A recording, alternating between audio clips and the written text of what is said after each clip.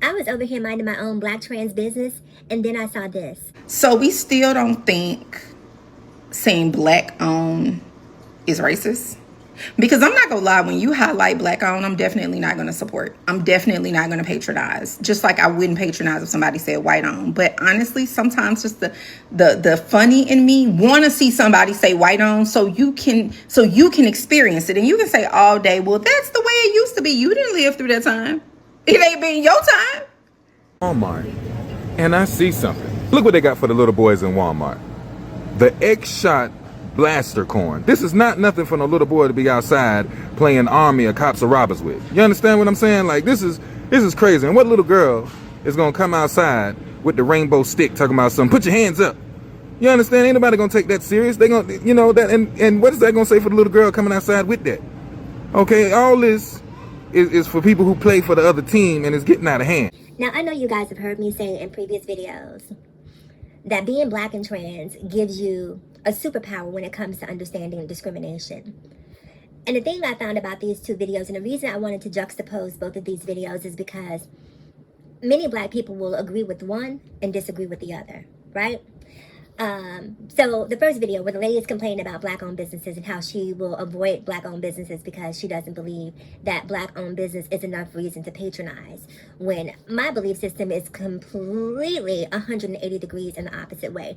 I specifically seek out black-owned businesses to patronize, because I know what it takes for black-owned businesses to get up and running. I know in many instances they've had to overcome adversities that their non-black contemporaries have not, be it financing, location, what have you. In some instances, they've had to take out second mortgages on their homes, maybe borrow money from family members. So they're pouring their blood, sweat, and tears into this business. And if I, as a black trans woman, can go into that business and support it, even if the product costs me more than it would at a larger business, because I know that smaller businesses aren't able to source products at the same rates that larger businesses are. So I know that the markup may be significantly higher, but I'm okay with that because I'm not doing it for the price. I'm doing it because I want to support people who look like me. And it's not just black-owned businesses. I'll do that for small businesses as well. But I just find it really interesting that a lot of people disagree with what she's saying, but then when you see the man who's in Walmart patronizing a non-black business, a business that has essentially done away with DEI, they will agree with his stance on this water gun. And first of all, I just want to say, what in the Tamir Rice is going on, right? Black boys are in danger pretty much from the time they walk out the front door of their house. And so wanting them to have a more realistic gun when playing makes absolutely no sense. Again, when we see what happened with Tamir Rice. But because hypermasculinity is the focus and not keeping black boys alive, he doesn't even make that connection. Because it's not even about the kids. It's really about homophobia and transphobia, and this notion that there's some sort of agenda out here to convert people into being something that they're not. It's a toy.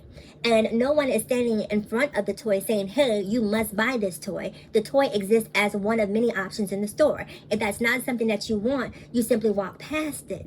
But you're incapable of doing that because the agenda of homophobia and transphobia is important to propagate. And here's the thing that gets me. I saw a story on social media, and I was going to talk about it, but I decided not to because it was just too heinous. But I'll just mention it. It was a story about a 5-year-old girl who was essayed by a group of little boys who I think were 10 and under. I literally saw the worst thing ever. Like, I saw my daughter unrecognizable. What happened to Antavia Kinnebrew's daughter is something most people will have a hard time understanding. She says her bubbly, sweet 5-year-old daughter was beaten and assaulted. This picture showing hair ripped out of her scalp. Police revealing startling details. The victims and suspects are under the age of 10 years old. This is shocking news to the 21-year-old mom. And I sit there and I ask myself, how or why did these little boys learn this behavior? Why would they do something like that to a little girl? But it's because men like this are trying to make boys into men before they're ready to be men. And as a result of the toxic masculinity that is being taught to young men, this 5-year-old girl's life has been changed forever before she's even had a chance to start life.